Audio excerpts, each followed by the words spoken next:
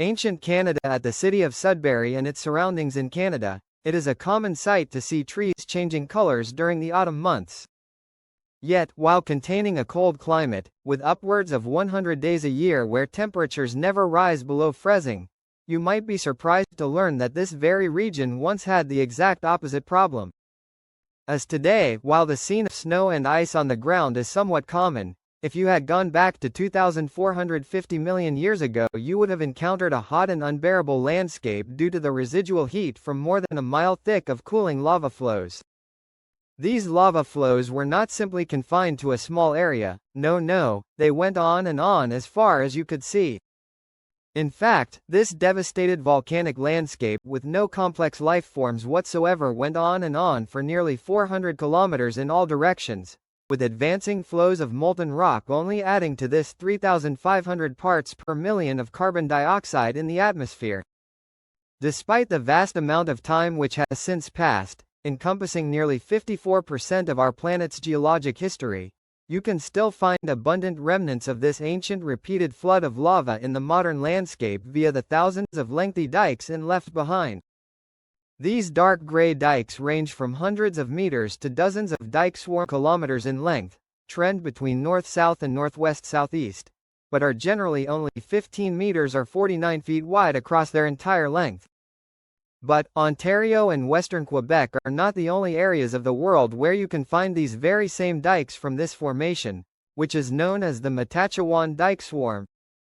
This very same deposit can also be found in far eastern Nunavut, the Black Hills in South Dakota, parts of Wyoming, Montana, Norway, Sweden, Finland, and far northwestern Russia. While these regions are as much as 5,000 miles or 8,000 kilometers ancient Earth apart today, 2.45 billion years ago they were all closely joined as part of a supercontinent known as Kenorland. Originally located at about the same latitude as the very southern tip of modern-day Cuba, these different areas likely joined together in a manner similar to this.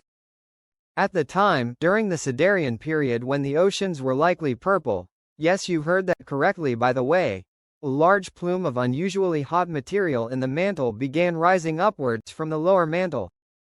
This plume was about 150 degrees Celsius warmer than the surrounding rock, and since materials become less dense at higher temperatures since they expand, it rose upwards. Interacting with the lower crust, the mushroom-shaped head of this mantle flood basalt plume sent large volumes of molten rock into the crust, rising upwards in batches of material on the order of hundreds to thousands of cubic kilometers beginning around 2.491 billion years ago. Much of this lava subsequently erupted, resulting in massive fissure systems. Dozens to hundreds of kilometers in length simultaneously erupted molten rock at a rate of 8,000 cubic meters per second. Over the next several years, this absurdly high eruptive rate was maintained, causing lava flows to advance far across the ancient landscape, filling in all low-lying areas. By the time the eruption ended 12 years later, an area the size of the state of New York was covered in fresh molten rock. Dozens to hundreds of these flood basalt eruptions occurred every million years, inundating large swaths of ground in thousands of meters thick of lava. This pattern continued along with lesser eruptions for as much as 57 million years until it ceased 2.434 billion years ago.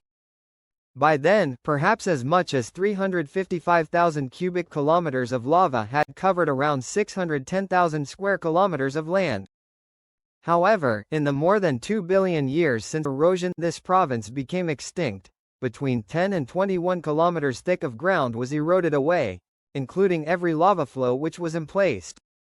What remained were the feeder dikes which fed these ancient eruptions, whose profiles can now be seen via numerous surface exposures.